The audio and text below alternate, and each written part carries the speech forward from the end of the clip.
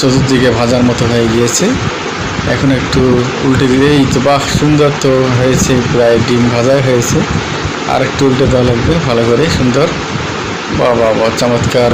আমাদের স্বাদের মধ্যে এই তাপদাহে রোদের তাপে আমরা ডিম ভাজলাম, অনেক সুন্দর হয়েছে জিনিসটা। এখন একটু লবণ দেওয়া লাগবে মনে হয়, কারণ লবণ না দিলে তো আবার থাকতে পারবো না। লবণ দিয়ে নিলাম, আরিফ ভাই একটু লবণ দিল। এখন আমরা খাবো। তেলও আর একটু দিতে হবে, কারণ তেল একটু কম হয়েছে, কারণ মনে করছি যে তেল দিলে আবার তেল গরম হতে সময় লাগবে, তাই একটু তেল দিলাম। আবারও দিয়ে ডিমটা একটু ভালো করে ভাজে নেই, তারপরে আমরা এখন খাওয়া দাওয়া করবো আপনাদের সামনেই। এই মোটামুটি ডিম ভাজা শেষ, এখন আমরা খাওয়া দাওয়ার পালা। তাই আমরা এখন খাওয়া দাওয়ার জন্য ডিম ভেঙে ভাগ করে নিচ্ছি।